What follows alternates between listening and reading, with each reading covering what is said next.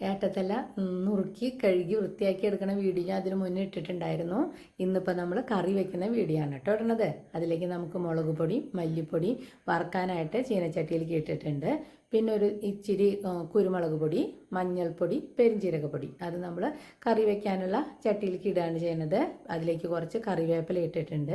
പിന്നെ അതിലേക്ക് ആവശ്യമായിട്ടുള്ള സാധനങ്ങളെന്ന് പറയുന്നത് ഇഞ്ചി, പച്ചമുളക്, ചുവന്നുള്ളി, ഇത്രയും സാധനങ്ങളാണ്. ഇഞ്ചി ഒരു 1-1.5 ഇഞ്ച് വലുപ്പത്തിലുള്ള ഒരു കഷ്ണം ഇഞ്ചിയാണ് ചേർക്കുന്നത്. പിന്നെ ചുവന്നുള്ളി ഒരു 5-6 പോയിട്ട് ചുവന്നുള്ളി ചേർത്തിട്ടുണ്ട്. ചുവന്നുള്ളി ഇല്ലാത്തവരാണെങ്കിൽ അല്ലെങ്കിൽ ചുവന്നുള്ളി വേണ്ടാത്തവരാണെങ്കിൽ സവോള ചേർത്താലും മതി കേട്ടോ. പിന്നെ പച്ചമുളക് ആണ് ചേർക്കുന്നത്. പച്ചമുളക് നമ്മൾ നമ്മുടെ എരിവിനനുസരിച്ചാണ്, നമ്മുടെ കയ്യിലുള്ള മുളകിൻ്റെ എരിവിനനുസരിച്ചാണ് ചേർക്കുന്നത്. നല്ല എരിവുള്ള മുളകാണെങ്കിൽ ഒരു 2-3 മുളകൊക്കെ ചേർത്താൽ മതിയാവും. ഇതിപ്പോൾ ഇത്തിരി എരിവ് കുറഞ്ഞ മുളകാണ്, അതുകൊണ്ട് ഞാനൊരു 5-6 എണ്ണം ചേർക്കുന്നുണ്ട്. അത് വെറുതെ നടുകീറി ഇടുകയാണ് ചെയ്യുന്നത്. ചതച്ചിടണമെങ്കിൽ അങ്ങനെയും ചെയ്യാം. ഇനി അതിലേക്ക് ആവശ്യത്തിന് ഉപ്പിടുന്നുണ്ട്. അത് കല്ലുപ്പാണ് ഇട്ടിരിക്കുന്നത്. കല്ലുപ്പാണ് കറികൾക്ക് എപ്പോഴും സ്വാദ് കൊടുക്കാൻ നല്ലത്. പിന്നെ ചെറിയൊരു കഷ്ണം കൊടുപ്പുളി ഇട്ടിട്ടുണ്ട്.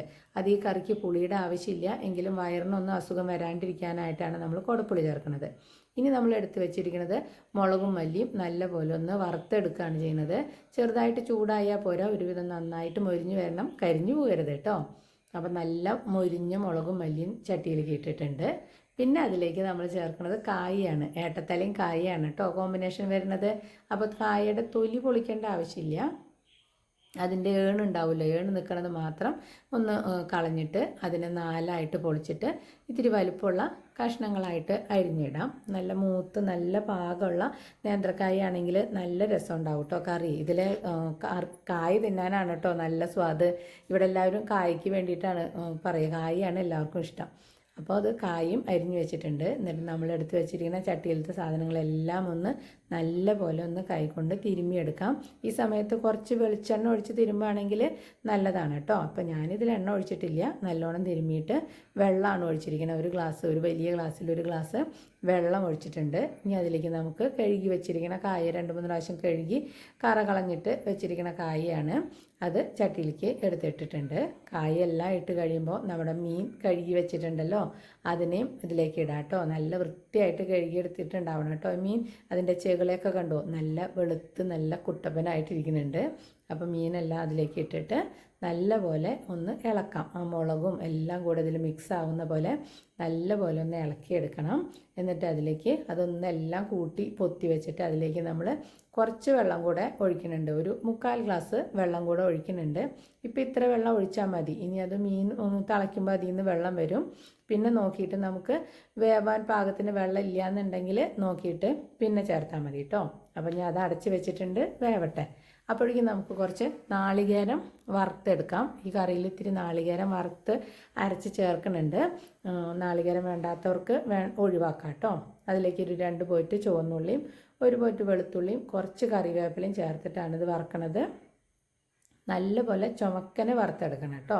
കരിഞ്ഞു പോകാതെ നോക്കണം. തീ ഒന്ന് കുറച്ചിട്ടിട്ട് നല്ല ചുമക്കനെ വറുത്തെടുക്കണം കേട്ടോ. എന്നിട്ട് അത് നമുക്കൊരു മിക്സിയുടെ ജാറിലേക്ക് ഇടാം.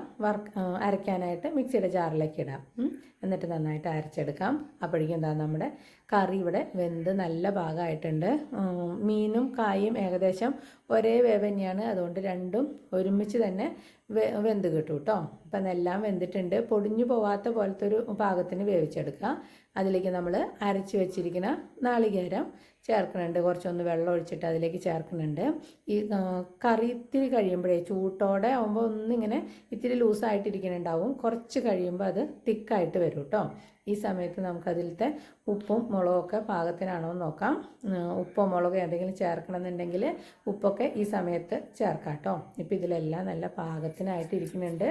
ഇനി നമുക്കതിനെ കുറച്ച് ചുവന്നുള്ളി അരിഞ്ഞെടുത്തിട്ട് കാച്ചാം. താളിക്കൂലോ, അതിനാണ് ഇവിടെ കാച്ചുക എന്നാണ് പറയുക. അപ്പോൾ കാച്ചാനായിട്ട് വെച്ചിട്ടുണ്ട്. ഉള്ളി അരിഞ്ഞിട്ടിട്ടുണ്ട്. അതിലേക്ക് കുറച്ച് കറിവേപ്പിലയും ചേർത്തിട്ടുണ്ട് കേട്ടോ.